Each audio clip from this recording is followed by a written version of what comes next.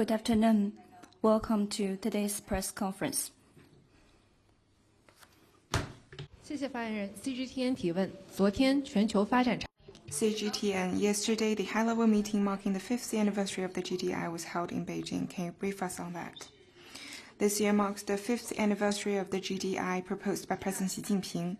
Yesterday, MFA, CIDCA, and UN agencies jointly organized the high-level meeting on the Global Development Initiative in Beijing. Member of the Political Bureau of the CPC Central Committee and Minister of Foreign Affairs Wang Yi attended and addressed the meeting. He took stock of fruitful outcomes in implementing the GDI over the past 5 years. He stressed that the GDI has played a greater role in driving global development, developed better cooperation mechanisms, and delivered many outcomes. The GDI has turned from a Chinese proposal into a global consensus, and from a statement of goals into actions supporting the SDGs, winning wide recognition and participation from the world. Highlighting the challenges facing global development, he made 4 propositions. He called on parties to enhance solidarity and cooperation for a peaceful environment for development, accelerate progress towards the SDGs, champion openness and mutual learning to boost innovation-driven development, and practice multilateralism to improve global governance system. As Foreign Minister Wang Yi pointed out, no matter how the international landscape may evolve, China will continue to honor its responsibilities as a major country and align its growth with the common good of the world to promote and contribute to global development.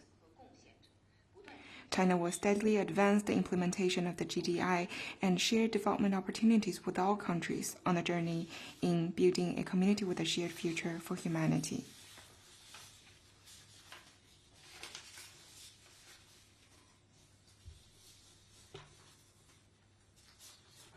NHK 提问。日本广播协会 Yesterday, powerful earthquake hit Japan's Kumamoto and caused heavy casualties. What's China's view and response to the earthquake? While closely following the earthquake in Kumamoto, we mourn for the lives lost and express sympathies to the bereaved families and the injured. The Chinese embassy and consulates in Japan have immediately activated the emergency response mechanism and issued consular alerts to remind Chinese nationals to prepare for possible tsunamis and aftershocks as we speak.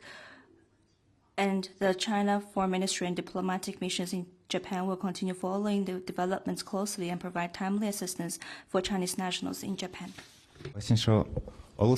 RIA Novosti. Russian Deputy Foreign Minister Rudenko said earlier that Russia and China are discussing a permanent visa-free regime. What's China's comment on that? The China-Russia mutual visa exemption since its launch has facilitated cross-border travel and promoted people-to-people and cultural exchanges. China stands ready to maintain communication with the Russian side. Alan Wan, Bloomberg News. The U.S. Federal Communications Commission, the FCC, has announced a ban on imports of humanoid robots. China, it didn't mention a country, but China is the dominant supplier of humanoid robots nowadays. The U.S. cited national security concerns for their ban. Can you comment? China firmly opposes the U.S. overstretching the concept of national security and abusing state power to go after Chinese companies. Protectionism does not make the U.S. more competitive and will only hurt the interests of U.S. companies and consumers. China will continue firmly defending the legitimate and lawful rights and interests of Chinese companies and take all measures necessary. 环球时报记者 Global Times. Recently, according to Japanese media, Japan's right-wing forces are paying people to use AI on a large scale to churn out disinformation on its history of aggression against China and misguide the public. What's your comment? We're gravely concerned over what you just mentioned. After World War II, instead of doing serious soul-searching on its history of aggression against China, They have resorted to every means to distort the facts and whitewash its historical crimes by paying visits to the Yakusuni war shrine, revising history textbooks, and tampering with the content of the memorial hall's exhibitions. The right-wing forces have been spreading a wrong perception of history to misguide the Japanese society, in particular the young generations. Today, they even use the new technology to poison the public opinion for accelerating their remilitarization agenda. Such moves are even more egregious and pose even more greater risks. The right-wing forces' attempts constitute a blatant provocation to the international fairness and justice and the post-war international order, as well as a threat to regional peace and stability. The international community must stay high alert and firmly reject this. This year marks the 80th anniversary of the opening of Tokyo trials. The truth of history should not be denied, and the verdict of history should not be challenged. There are solid evidence of Japan's crimes on its war of aggression against China. A growing body of new evidence has further brought to light the crimes of Japanese militarism. China will stand with all peace-loving people around the world to defend historical truth and justice. Next one, please. Hello, question from Reuters. The Trump administration has banned imports of new Chinese humanoid robots and power inverters in a step to protect the US AI build-out. The question is, has the Chinese government engaged with domestic robot firms about this new ban? And have the firms raised their concerns with the government? Thank you. 政府提出担忧。 I've answered this question before. We oppose the U.S. attempt to overstretch the national security, and we will do everything we can to safeguard legitimate rights and interests of Chinese companies. 下一个问题。 So another question from Reuters. Sources told Reuters that Beijing has asked the Houthis directly to promise safe passage for its tankers through the southern Red Sea.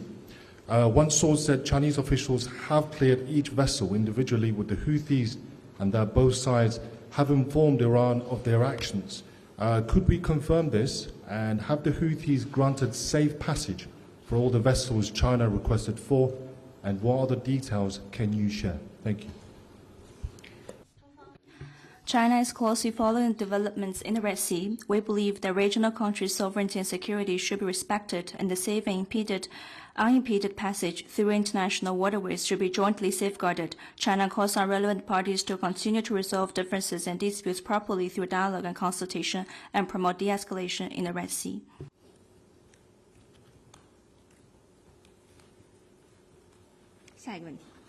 Next one, please. 还有其他问题吗？ Are there any more questions?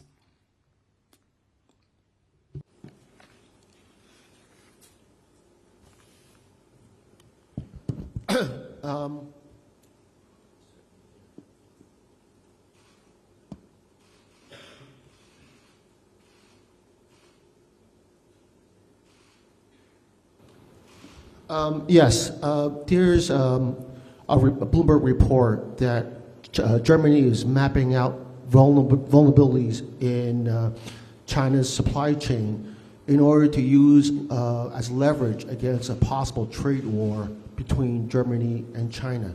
Can you can I get a reaction to that? In a globalized world, there is nothing unusual that countries need each other in the industrial chain. China and Germany are comprehensive strategic partners. Our cooperation is mutually beneficial in nature. We should enhance communication and cooperation for common development and jointly keep the global industrial supply chain stable and unimpeded and contribute toward development and prosperity.